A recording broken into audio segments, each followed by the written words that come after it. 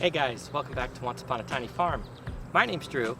In today's video, I want to give a quick tour of my market garden, which has taken up a lot of my time. Lately, I'm in the thick of market gardening season. I've been selling at a farmer's market in Harrisburg, outside the farm show complex, on Tuesdays and Fridays, and I love it. I love what I'm doing, and this is my third year of market gardening, growing for market, and I've learned a lot this year, and my garden has made a lot of progress compared to previous years, and I want to show things that I've learned to help other people that might be behind where I am in market gardening or just gardening in general. But before I get into the tour, I first want to mention an exciting announcement. We were featured or filmed for a YouTube channel called Tiny House Expedition, and they basically do tours, lifestyle pieces on people who live in a tiny house, which we do. It's not something that I talk about a lot anymore. I talked about it in the beginning of my channel. I talked about us living in a tiny house a bit. I think it's the least interesting thing about us personally, but they did a really good job on the film shoot, and I'm not sure when it's going to come out, probably in the next few weeks or months to come. But that'll be pretty cool to see a professional film shoot talking about us and our journey and why we decided to live in a tiny house. So whenever that does come out, I'll put a link to it so you guys can check that out, any of you that have been here for a while. One more announcement. You can see the shirt I'm wearing is a new design. I had a professional graphic designer make this design for a t-shirt with a brand new logo. I love it, and it was based on a picture, one of the very first pictures my wife took as I was preparing to sell at our first market, and I was out in the garden right behind me cutting some lettuce for our salad mix, and she got a picture of that, and I sent this picture to the woman who designed this. She did an amazing job, and if you would like to purchase these, I have links down below where I have these in an online shop, and you could pick out a shirt for you if you want to support our channel and what we're doing here at Once Upon a Tiny Farm. I appreciate all of you that have been here for a long time. We got a lot of new followers. Appreciate all of you. But for now, let's get on with the video. Okay, so here is the front of my market garden. I have 12 rows here in front. They're 25 feet long. See, I have this tarped. I had, I believe I had salad mix there, tarped it, and then I have another row there that ends on, I have some salad mix that's done that needs to come up. So what I've done here this year is I've divided my main farm plot here, which is about 4,000 square feet. It's 40 feet by about 100 feet long. And this is my main farm plot. So I actually made a crop plan using graph paper, something I never did before. I planned out every single row that I have in this farm and made a plan over the winter when I had a lot of time on my hands on what I was going to plant and how long everything was going to be in the ground and what was going to go in the ground next. And that, I never did a very specific crop plan like that before, but it's been very, very beneficial. And I have to say, this is the first year that I haven't missed any weeks at market because I didn't have enough product to sell. I've always had something that's ready week after week after week.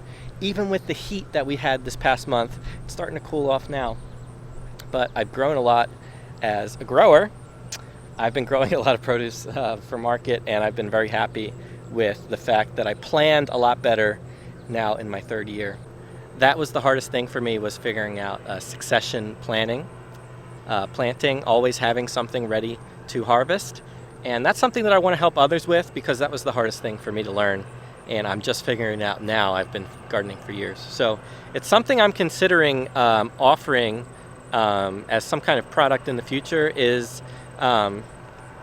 this here is a Moleskine notebook, and basically I've planned out every single thing, like I said, on graph paper for every planting. I have a graph paper with everything planned out, and I put in here what I'm supposed to be doing on each day. So I could look and see that I wrote next week I have to plant carrots. So this week I might go ahead and prepare the beds now, so when I need to plant it, I'll have everything ready. I've been doing that all year long, and this has been helpful. So I might make some kind of template for people if that's something people would be interested in, based on time of the year that things have grown well for me. How you can always have salad mix, carrots, beets, onions, everything you want to grow. It's kind of what I've been talking about for my 400 square foot garden videos on a smaller scale, but this is what I've been doing now for on a bigger scale for my market garden. And yeah, it's something I'm considering offering to people as a way to help others grow food all year long. So as I said, I have 12 rows in front, and I actually call this plot 1. So this is plot 1. Right behind these first rows, it actually looks like one long 50-foot row because I have a 25-foot bed and then another row of 12 25-foot beds right behind them. So that is plot 2, the rows right behind these front rows. And then beyond these rows, I have another 10 rows in the back on the far end, which I'll show you in a second. And I've been using this land to my benefit based on the way I know the sun shines here.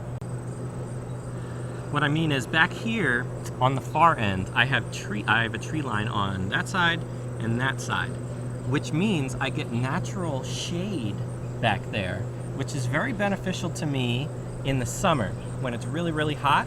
So what I did was plant so many successions of my salad mix back there last month throughout July, and even now into August.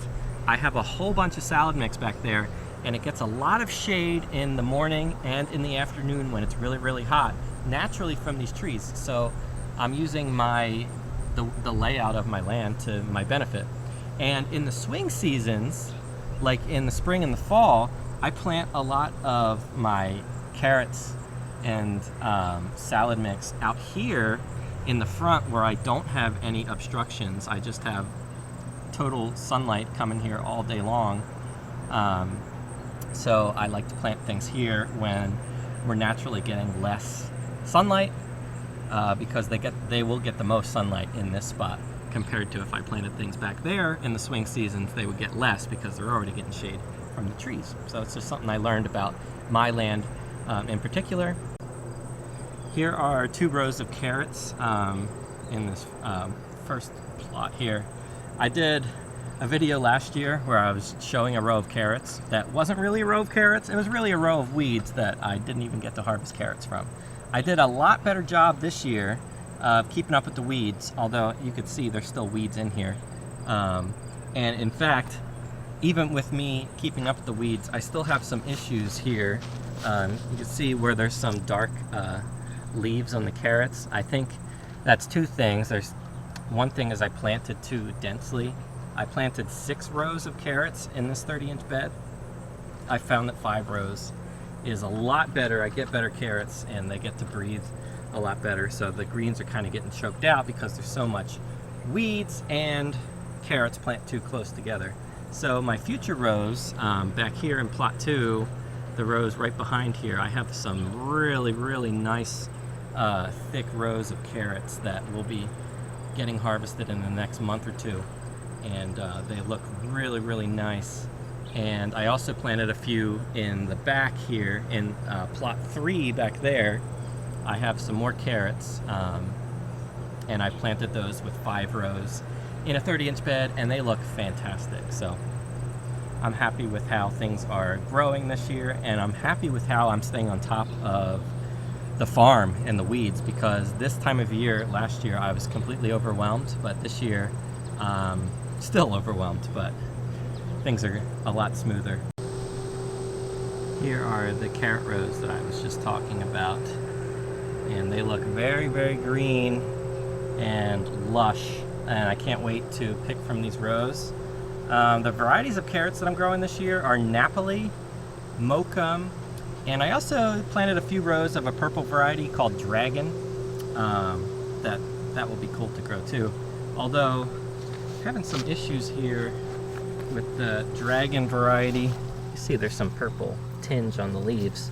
I had a ton of weeds in here, and the more I picked the weeds, I think I pulled out a lot of carrots, so we'll see how these turn out. I think some of them actually got pulled out of the ground and stopped growing, but whatever the case, these carrots look really nice, and I know that the key to these rows were weeding early and planting the 5 rows instead of 6. 5 rows on a 30-inch wide bed got me the best results, the healthiest looking stand of carrots. So that's what I'm going to be doing from now on, because I really want to bring nice full carrots to market. Not so much, the baby carrots are great, but I do want a larger carrot to bring to market, and this is the way that I believe I'm going to be doing it.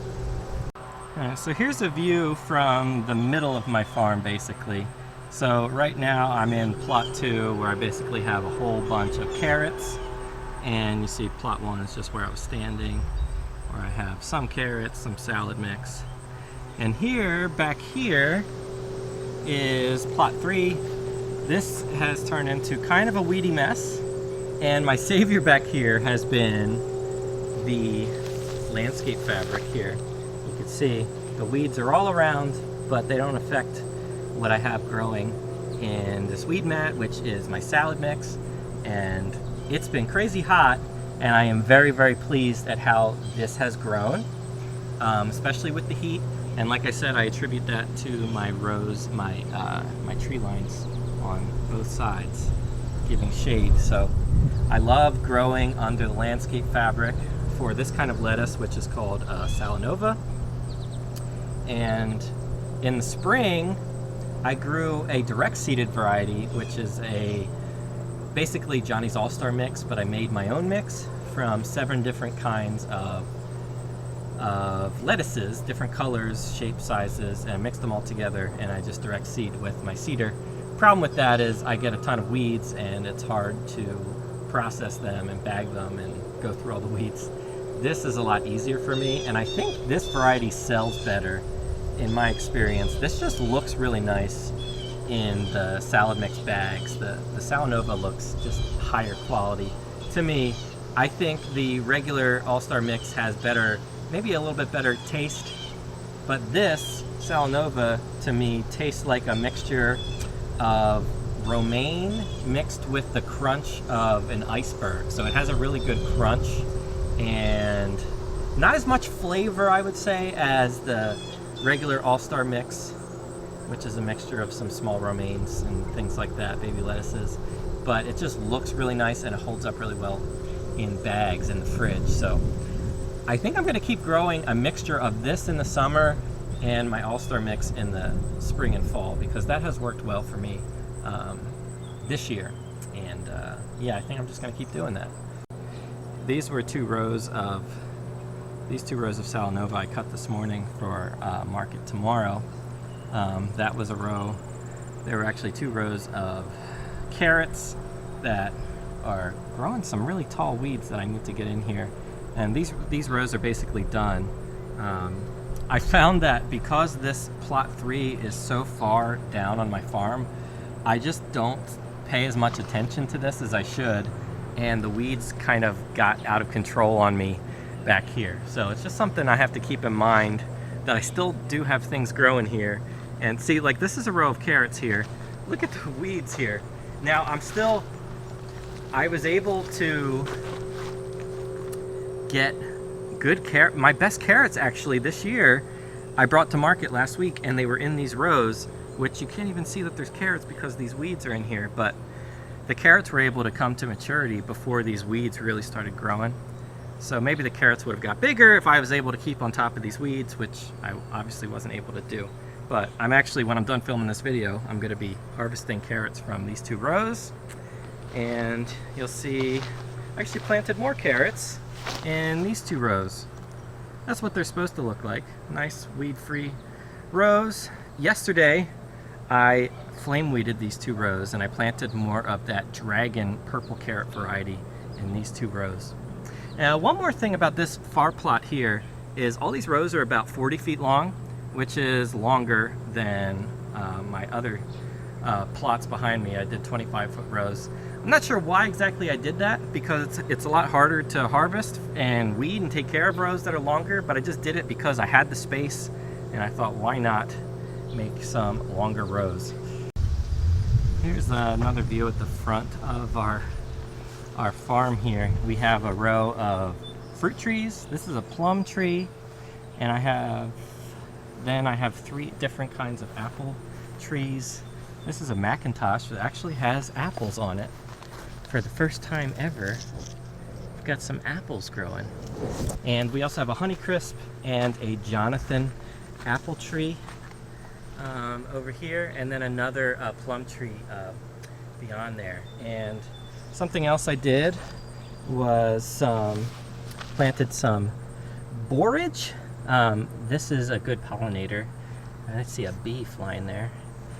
These flowers I was hoping would help pollinate these fruit trees, because I've had trouble getting fruit on these trees, so I was hoping the bees would help pollinate, and they have. So that worked out. Another thing that I did over here is plant a whole bunch of comfrey.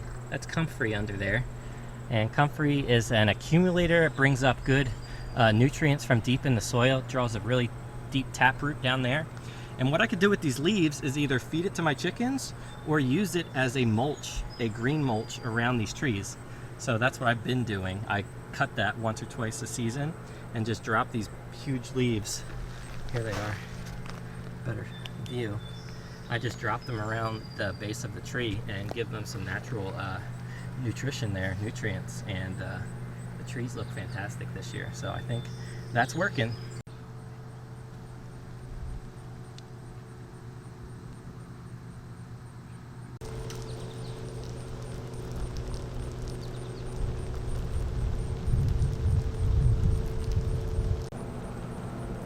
One other thing I tried to do this year was, I mentioned earlier that I made the plots 12 rows.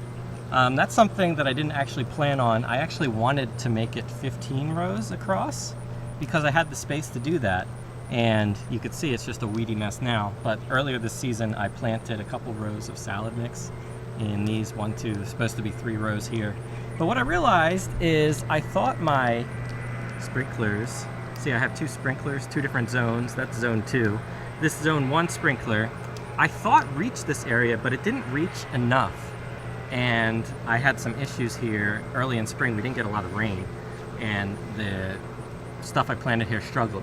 So what I decided, it was also adding 3 more rows to each plot was just more for me to manage. I'm just one person. So what I'm ending up doing is having my chickens just till up this area where I wanted to add more rows. And what I'm actually going to do for next year is probably use this plot for things like squash and potatoes, things that I don't typically water a lot. Just as they get water naturally from the rain, they'll get watered, and that's what I'm going to do with this plot, these few rows here. So I'm able to grow a couple things that I don't typically grow for my market garden. Things that I grow for my market garden is typically salad mix and carrots and root vegetables, things like that. But I like to have squash. I want to have pumpkins. I want to have potatoes. So this is going to be an area where I grow that stuff, and it just won't get watered as much. So another thing that I did over here is, this is a weedy mess. This was an experiment that was somewhat successful. I planted sweet corn on, I had this hill here that was just grass, and I got kind of annoyed with mowing just grass in this one area. So I planted corn. I planted a bicolor variety called Double Standard, and I did 3 rows. The cool thing about this area, I actually planted this whole, it's like 50 feet long, but I didn't get much germination down that way. This half here was not fertilized with anything other than rabbit manure that I got from my neighbors, and I basically just mixed in the rabbit manure into the existing soil here after I had tarped this area. And this whole area where I just had the rabbit manure did fantastic, and we actually ate some of that corn last night for dinner. They weren't huge ears, but I got pretty decent germination in a lot of these ears, but I didn't keep up with weeds in here, so if this corn didn't have as much weed pressure, probably would have got some nicer ears. But I'm going to do this again next year.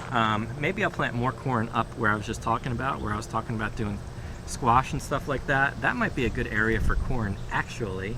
And then maybe this area could also be an area for squash and pumpkins and things like that. But as long as it's not grass anymore, I'm happy with it. This was a somewhat successful experiment. Another thing I did was, I actually, hard to see because of all these weeds, but I actually interplanted green beans in between these rows of corn to add more nitrogen and stuff to the soil. And yeah, we got tons of green beans here, and it's just really hard to get to it because everything's so tall. But yeah, this was a somewhat successful experiment. If I was able to keep on top of the weeds more, this would have been really, really pretty. But yeah, it just looks like a weedy mess with some corn in there. But we definitely got some corn, and we ate some last night, so. All right, so this is the last area of my garden, or my market garden, and I call this plot 4. And I have, how many rows do I have? 1, 2, 3, 4, 5, 6, 7, 8, 9, 10, 11. I think I have 12 rows here that I also use for my market garden. But these are shorter rows, so these are only about 18 or 20 feet long. Probably on the shorter end, probably about 20 feet long. And what I do here is I've been growing a lot of my green beans and my head lettuces. I've been selling a lot of head lettuces this year. So green beans, head lettuces, and things like beets and green onions, which I interplanted here, which probably would have worked better if I kept up with the weeds. But things like this I'm growing over here. Earlier this year I was growing radishes, which is probably what I'll do here after this gets torched under this tarp. And I'll probably plant more radishes over there. I'll have to check on my crop plan what I had next in this mini plot here. I have more green beans over there. And then beyond that is my 400 square foot garden, which I'll do a separate tour video updating that one. But this is my 4th plot, and I like having this because it's right in front of our house, and it's just easier to keep track of what's going on when it's the first thing you see right out your door, compared to plot 3 over there where the weeds went crazy because it's so far away and you just don't see it as much. So if you have to start a garden, I would start it right outside your door, so it's a lot easier to stay on top of everything.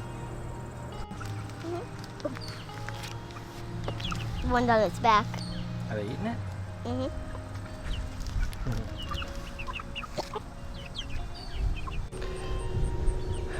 Alright guys, that's going to wrap up this video on this farm tour of our market garden. Hope you enjoyed it. If you did, feel free to give this video a thumbs up. And if you're new here, subscribe to our channel for more videos like this on small scale gardening, farming, chickens, anything like that you're interested in.